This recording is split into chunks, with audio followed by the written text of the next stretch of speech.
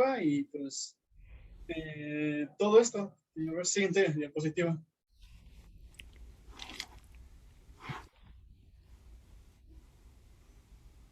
La que sigue.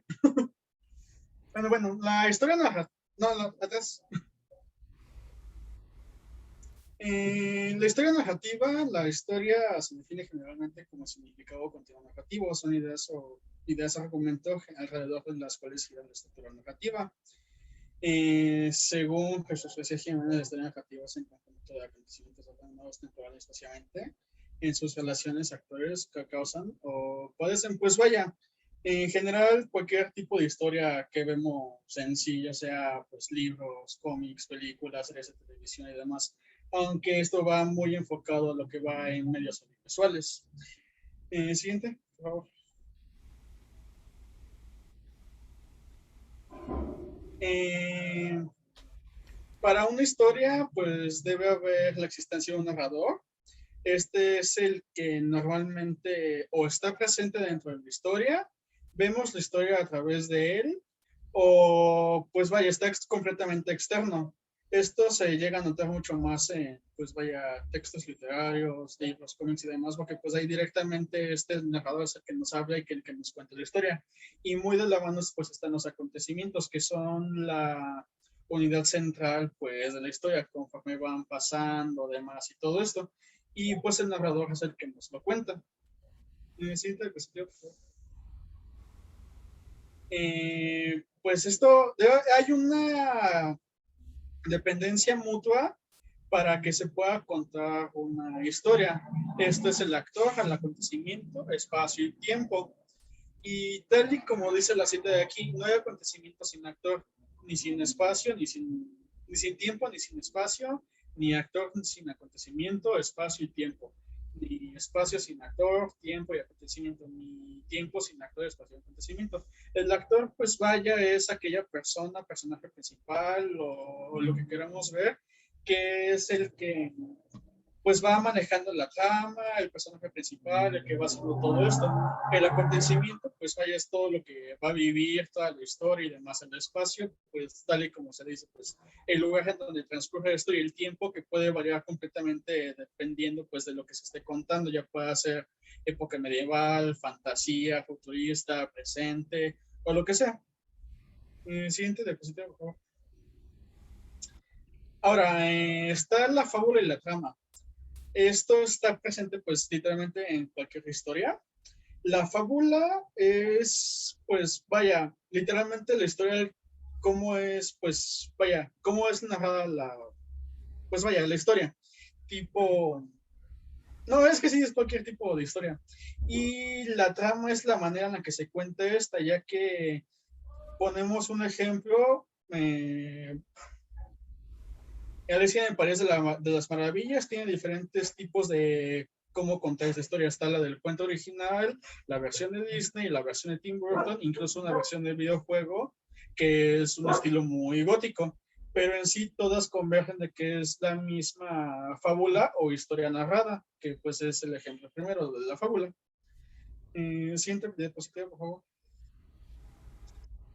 Ahora, la trama, como decía anteriormente, la trama es completamente, pues vaya, pues cómo se disponen y organizan los acontecimientos, todo lo que se es, pues vaya, directamente contado y cómo se nos es contado, dependiendo, pues vaya, completamente de lo que mencionaba anteriormente, del espacio, tiempo, contexto y completamente todo esto.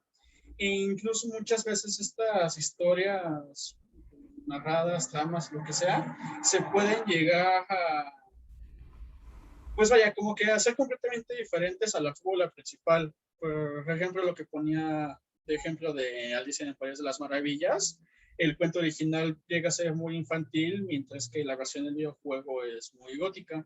Entonces, pues vaya, está, vaya, como que está esta diferencia y lo de la trama. Siguiente diapositiva, por favor. Ahora, hay modelos del mundo que pues están lo real y lo ficción, que de aquí es donde se desprenden para contar el diferente tipo de tramas que es convergen en la misma fábula. Está la realidad efectiva, que es, pues, vaya, un mundo muy real, muy como lo conocemos y muy similar a nuestro mundo, vaya, situaciones muy realistas que incluso podemos verlas reflejadas en cualquier momento de nuestra vida diaria.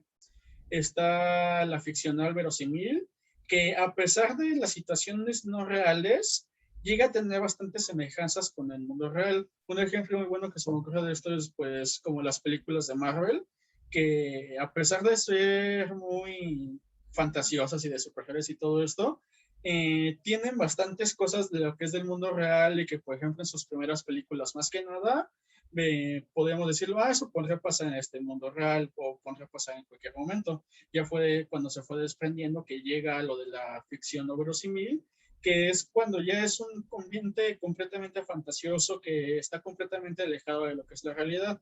O incluso un ejemplo mucho mejor de esto, pues es literalmente cualquier ejemplo de ficción de fantasía, ya sea medieval, futurista o demás, ya que aquí vemos completamente reflejado que no es el mundo real y que no hay tantas similitudes, pero aún así llega a verlas, pero no tantas.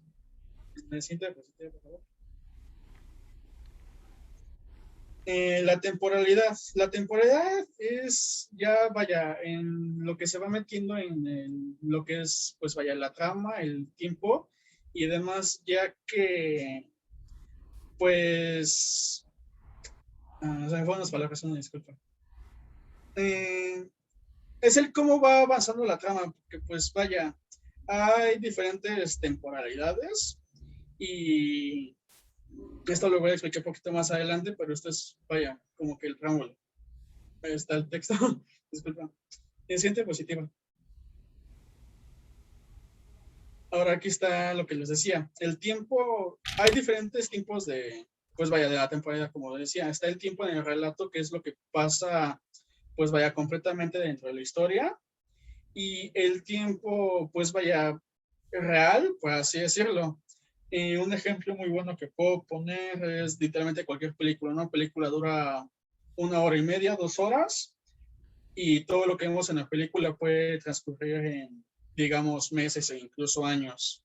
Entonces, pues es esto la diferenciación y los tipos de tiempos, por así llamarlo, que existen. Siguiente diapositiva, por favor. Eh, Ahora aquí entrando más en lo de los tiempos, está pues el orden, el cómo, pues vaya, la manera que van a ser contados, de que esto pasó antes, esto pasó después, que de 1 va a 2, a 3, a 4. Y así, la duración, pues tal y como lo dice, es cuánto tiempo vamos a pasar entre un acontecimiento y otro.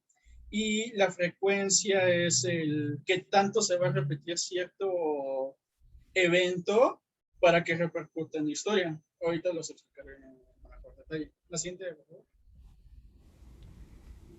El orden, pues está el orden temporal y el orden cronológico. El orden temporal es, pues vaya, el cómo se nos es presentado cualquier tipo de historia. El mejor ejemplo que puede poner es la de película de Memento de Christopher Nolan, ya que esta juega mucho con esto de los tiempos, de que esto pasó en el pasado, pero ahorita lo estamos haciendo en el presente y esto va a pasar en el futuro. De hecho, sea que no le importa el orden cronológico, que pues vaya, el orden cronológico es como pasó completamente toda la historia de principio a fin, que ya después es como lo podemos ir armando poco a poco, o muchas historias suelen sencillamente recurrir a este tipo de orden. Esto lo podemos ver incluso aún más, pues como lo decía, en cine y en medios más audiovisuales, porque aquí se nos manejan más con la narrativa visual, tipo colores y demás, y con esto nos podemos dar cuenta de, esto pasó antes y esto está pasando en el presente o cuando se está narrando la historia. Siguiente diapositiva, por favor. Eh, de nuevo, con lo que mencionaba del tipo de esto pasó antes y esto pasó después, se les conoce como secuencias anacrónicas. Hay dos, están las retrospectivas, que pues vaya, son lo que pasó antes, es conocido como flashback, y las perspectivas que es anticiparse o adelantarse en el tiempo, demás, o tipo una premonición, que es lo que más comúnmente se ve, que es el flash forward. Un ejemplo del flashback es la escena de Ego en Ratatouille, cuando prueba, pues, dicho el platillo de Ratatouille y recuerda su infancia. Siguiente diapositiva, por favor. Ahora, la duración. Esto, como mencionaba antes, es cuánto tiempo ha pasado de un momento a otro, que muchas veces llegan a extenderse, y esto ya depende completamente del narrador o director o lo que sea de la historia, porque pues vaya, eh, un momento puede llegar a extenderse o a pasar en un momento que ni siquiera lo notamos, y esto va a dar ritmo a la historia. Siguiente diapositiva, por favor. Los recursos narrativos para esto es el resumen, que por ejemplo lo podemos ver en la película de Ant-Man con este Luis, que resume una historia completamente en 2 minutos. La elipsis, que tal y como lo decía antes, en una película pueden pasar meses, pero nosotros lo vemos en 2 horas, que es por ejemplo de que, ahorita estamos aquí, hubo un corte y ya estamos acá. Lo que pasó en el transcurso de estos eventos, no lo conocemos, pero lo suponemos. La escena, pues directamente es el tiempo, pues vaya, en que se está viviendo cualquier evento. El alargamiento es cuando se llega como que... Un ejemplo muy bueno es que en el cine usan lo de cámara lenta, muy estilo de Snyder, o incluso que las situaciones tensas que nosotros los podemos ver como de que de 2 minutos, o digo de segundos, en la película lo hacen muy extenso por el montaje y también para alargar esta tensión y que se sienta aún más. Y la pausa directamente es congelar el tiempo y que no esté pasando nada. Siguiente diapositiva, por favor. Y la frecuencia, como decía antes, la frecuencia es qué tantas veces se va a repetir un evento o demás para que este llegue como que a afectar de cierta manera. No solo a afectar, sino también como que a centrarse o marcar algo en la historia, tipo de que vemos al protagonista que tiene una rutina y lo vemos todos los días repetir esta rutina, entonces ya sabemos que pues vaya, va a ser esto. Y siguiente diapositiva.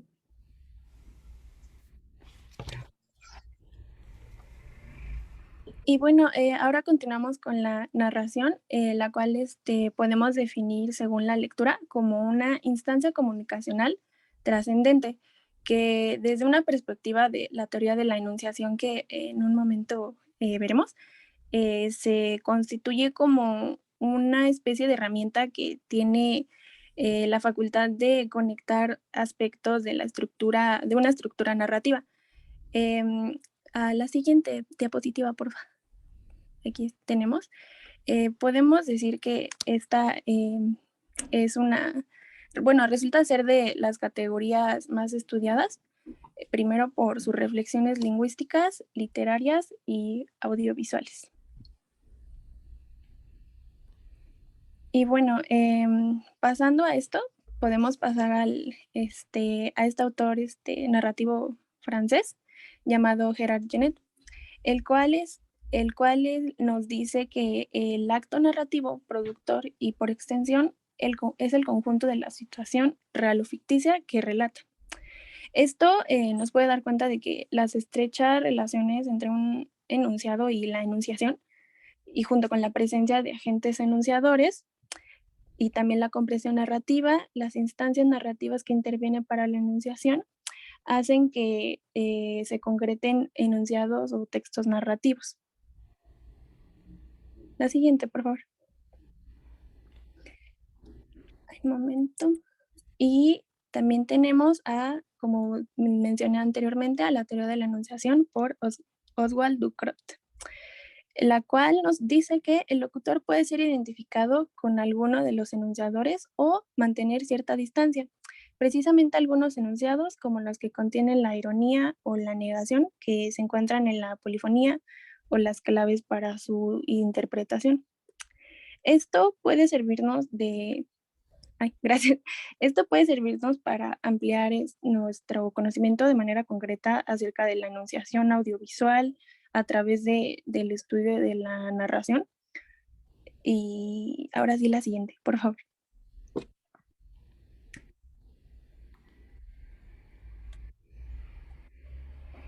A continuación también tenemos la narrativa audiovisual, la cual, perdón, tiene la necesidad de considerar la polifonía proveniente del sujeto empírico.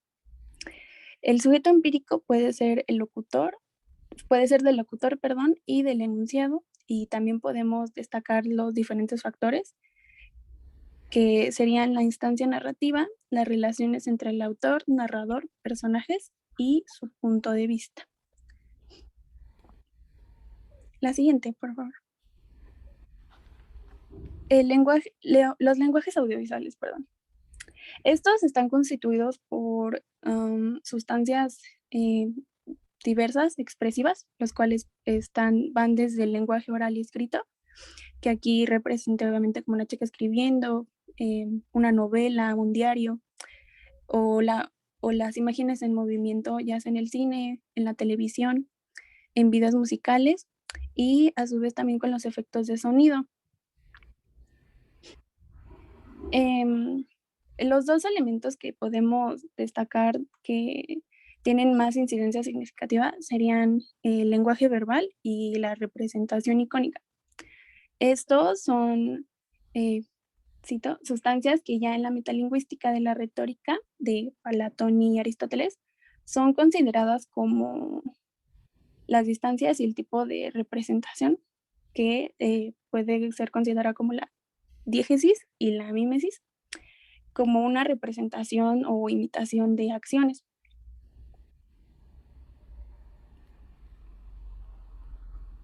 Y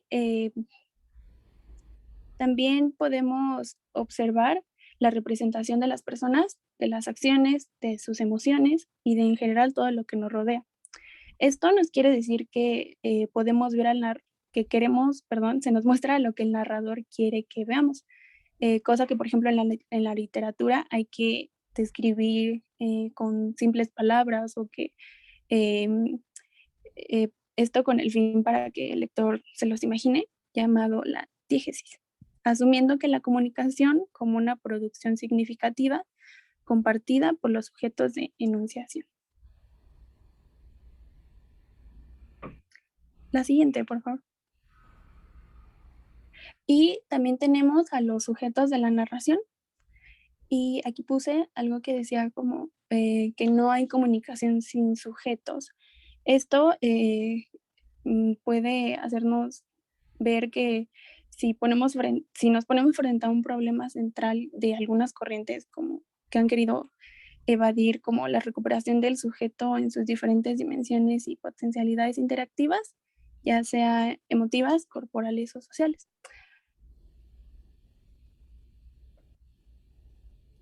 La siguiente, por favor.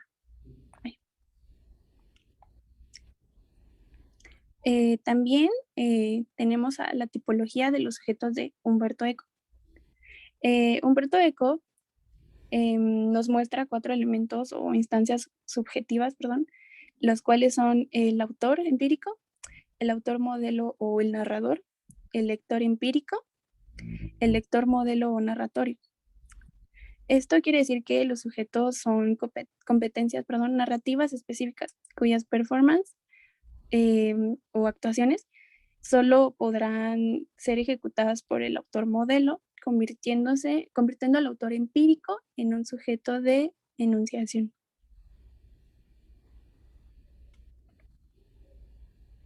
La siguiente, por favor. Y aquí tenemos a una instancia que sería el lector empírico. Este está representado por personas normales, por así decirlo, naturales, aquí dice, que que han decidido por cuenta propia observar un material, ya sea audiovisual, película, serie, etcétera.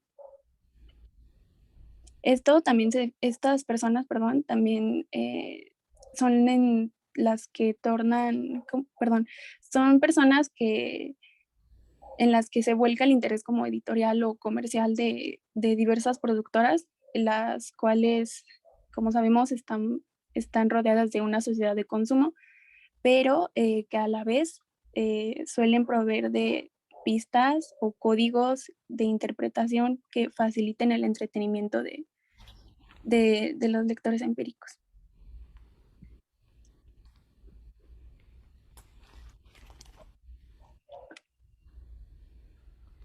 Y también tenemos a el autor modelo. Aquí puse, el autor modelo no siempre es tan fácil de distinguir. Con frecuencia el lector empírico tiende a rebajarlo al plano de las informaciones que ya posee acerca del autor empírico como sujeto de la enunciación. Ay, ¿me pueden dar un momento? Es que está pasando la basura en mi casa. Una forma de configuración textual y de codificaciones semióticas competentes al lector modelo. Mientras que la estructura supone de una enunciación en donde son muy importantes diversos sujetos, como las circunstancias de enunciación, ya sea histórica, temporal, cultural, etc.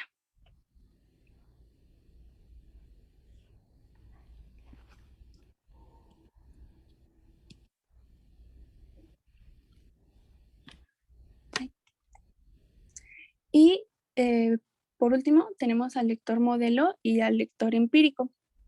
El lector modelo, para resumir en cuenta, sería un conjunto de instrucciones textuales, el cual es caracterizado porque puede interpretar un texto de manera análoga a la del autor que lo generó.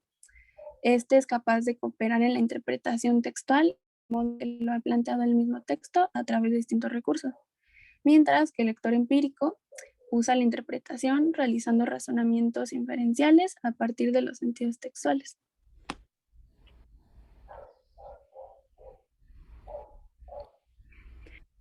Y a su vez, ¿puede regresarle a la anterior? Por favor. Gracias. Y también, por último, una de las características es que, bueno, podemos saber que el lector empírico,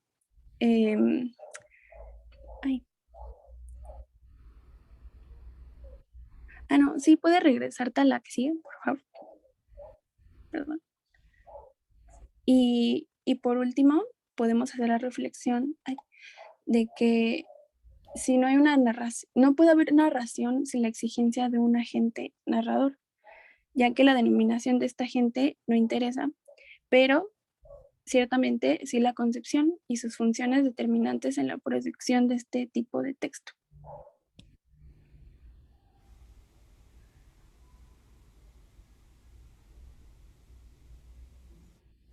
Los sujetos según la tipología anglosajona.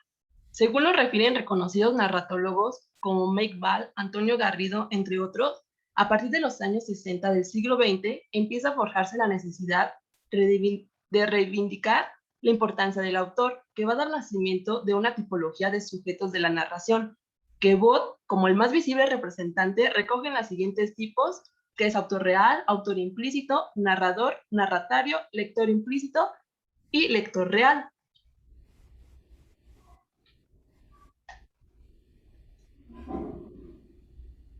El primer componente nos remite al autor real, es decir, a una persona biográfica que responde a nombres y apellidos concretos. El nuevo y discutido concepto corresponde al autor implícito, la imagen que el autor real proyecta de sí mismo dentro del texto. De esta manera, el autor implícito se convertirá en el alter ego o segundo yo, cuya misión fundamental sería el de hacer partícipe al lector implícito de su sistema de valores. Se trata de una realidad intratextual elaborada por el lector a través del proceso de lectura que puede entrar en clara contradicción con el narrador. De acuerdo con los criterios con los cuales venimos operando, el narrador se nos presenta como el procedimiento que asume el autor real para convertirse en el locutor y responsable de la narración. El narrador es siempre la instancia organizadora del relato, que no es una persona real. Se parece al personaje por su carácter ficticio, se manifiesta como una categoría sobre la cual recae la responsabilidad de inventar o actualizar una historia, de organizar una trama o de contextualizar el relato. El narrador será el realizador quien escoge un tipo de encadenamiento narrativo, un tipo de planificación, un tipo de montaje, ofrecidas por el lenguaje cinematográfico. El narratario es la contraparte del narrador. Es un sujeto con las competencias suficientes para decodificar la trama, la historia, las circunstancias en las que se escribe el texto narrativo. Es por ello que se le sitúa en el mismo nivel diegético del narrador. Entre las funciones del narratario se han señalado una tipo general, esta función de intermediario entre el narrador y el lector, y otras más específicas: hace progresar intriga, pone en relación ciertos temas, determinar el marco narrativo, actuar de portavoz y moral de la obra. El lector implícito. Este sujeto de la narración respondería al hecho de que todo texto permite presuponer un lector con determinado sistema de valores, con ciertos estatus, con su ideología, saberes y conocimientos. El lector implícito se encuentra permanentemente presente en la mente del autor real, hasta el punto de convertirse en uno de los factores que dirige su actividad.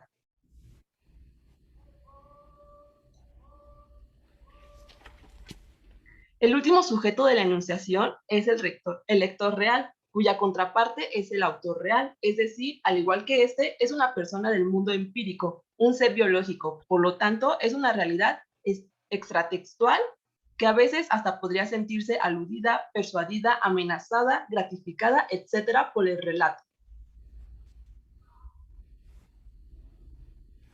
Narrador, focalización y tipología. La narración solo es factible gracias a una instancia o agente narrativo, al que se ha convenido denominarlo narrador, que es capaz de organizar el relato. Es el sujeto ejecutor de la enunciación y, como tal, con criterios para presentar y estructurar los acontecimientos y demás elementos narrativos, desde perspectivas, ángulos o puntos de vista específicos, atribución esta que se le ha llamado focalización. De allí sus diferentes denominaciones, que es visión, campo, punto de vista, perspectiva, etcétera, que en definitiva no es más que la relación entre la percepción y lo que se percibe.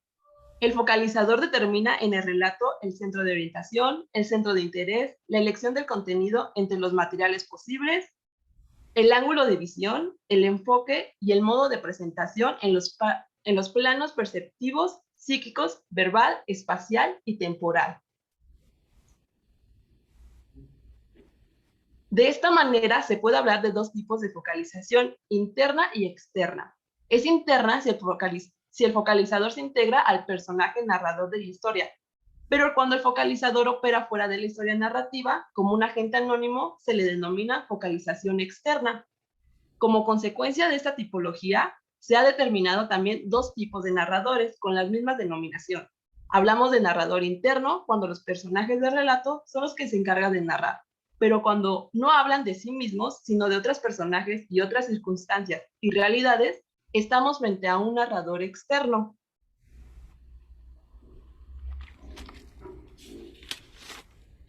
Tipología de Todorov. Nos encontramos con una tipología de narrador concebida por Svetlana Todorov, que se basa en el aspecto narrativo, en otras palabras, equivalente a la forma como la historia es percibida por el narrador y fundada en el saber del narrador con respecto al saber del personaje. Se concretan en tres tipos de narradores. El primero es el narrador sabe más que el personaje. Sus personajes no tienen secreto para él. Es la fórmula más utilizada por el relato clásico. El segundo es el narrador sabe tanto o igual que los personajes. Aquí el narrador no puede decir más de lo que saben los personajes.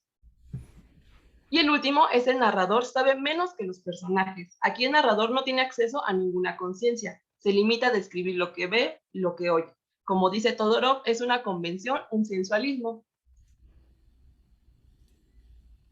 Tipología de Guyon. Por el interés didáctico que pudiera tener para los investigadores de las narrativas, particularmente audiovisuales, la relación entre el narrador y la realidad se hará alusión a la tipología de Germán Guyon, quien, basado en las funciones del narrador de la novela del siglo XIX, ha clasificado a este sujeto de la enunciación narrativa en 5 tipos. El primero es el narrador observador, que es aquel que sale al encuentro de la realidad, se presenta como un espectador impasible, interesado y apasionado. Puede ser un personaje que asuma las funciones de narrador. El segundo es el narrador imaginativo. Este inventa su propia realidad, a diferencia del observador. El tercero es el narrador mitógrafo, que es creador de mitos. El cuarto es el narrador didáctico, que es el que procura introducir una enseñanza en la narración. Y por último, es el narrador moralizante, que es aquel que tratará de influir con el comportamiento. Y la moraleja será con seguridad un buen recurso para este narrador. Bueno, hasta el momento ya hemos hablado principalmente sobre los narradores y los tipos que existen. Ahora yo les voy a hablar más concretamente de las funciones que pueden tener un narrador o varios, dependiendo del tipo de obra que se trate. Para este punto retomaremos lo propuesto por Gerard Genet, quien fue un escritor y crítico y teórico literario francés. La primera función que él describe es la de la narrativa. Esta acción consiste es la más simple y consiste en el propio hecho de narrar una historia determinada. La segunda es la metanarrativa o de control. Esta consiste en la propia relación existente entre un narrador y lo que es la propia narrativa o la propia historia. Esto quiere decir que un narrador es consciente de que está siendo narrador o puede narrar hechos concretos y alterarlos. Siguiente, por favor. La tercera función es la de comunicativa. Esta función consiste en la relación entre un narrador y el espectador o el lector en determinado caso, dependiendo del medio. Un ejemplo de este tipo de función la podemos ver en varias series o películas en las cuales vemos que el narrador o un determinado personaje como que lo que hace es romper esta determinada cuarta pared, lo cual hace que exista una relación o una interacción entre ambos, entre el mundo de la ficción o de la narración y el mundo real. La cuarta función es es la testimonial o también podría ser denominada como emotiva.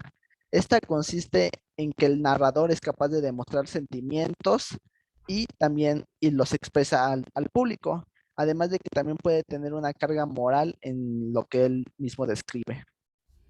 Y la quinta y última función es la ideológica. Esta consiste en los pensamientos y en la manera de pensar del actor que determina las acciones que está narrando. Siguiente, por favor.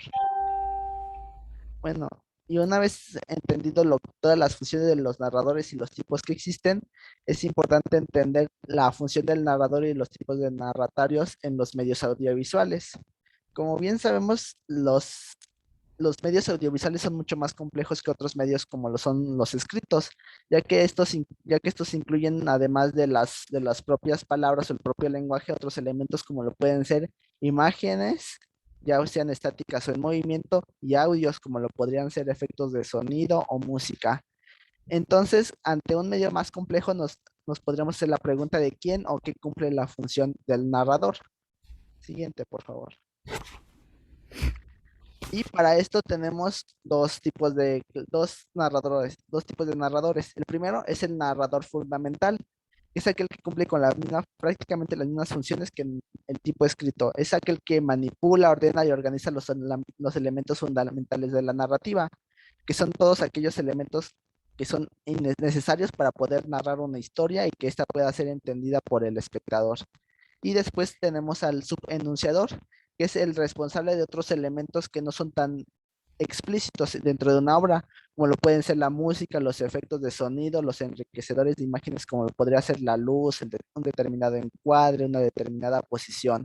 Son aquellos elementos que no se narran como tal, no se describen como tal, pero que se encuentran presentes dentro de una obra. Siguiente, por favor.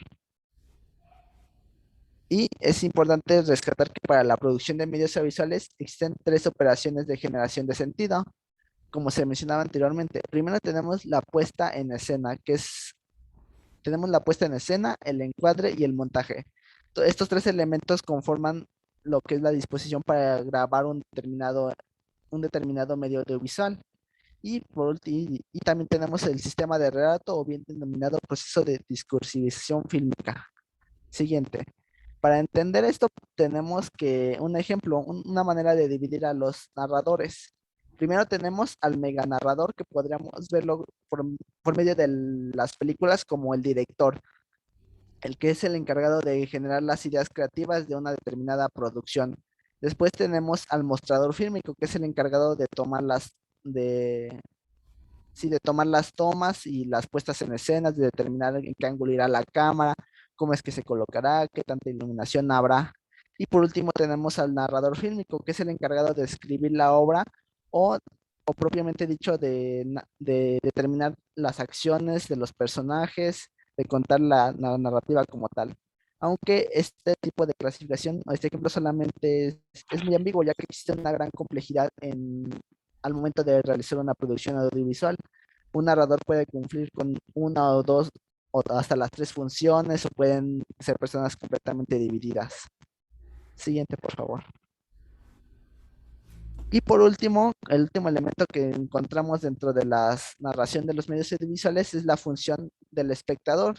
Los espectadores, de acuerdo a distintos autores, pueden tener diferentes funciones. La primera tenemos la de que ser un mero receptor y simplemente ser aquel que disfrute o vea por determinada circunstancia una obra. Después tenemos al comunicador, que es, que es, la, que es cuando un determinado espectador cumple con la función de comunicar qué es lo que le pareció la obra, qué tanto le gustó, qué tanto no, y hacérselo llegar al director. Y esto sería todo por nuestra parte.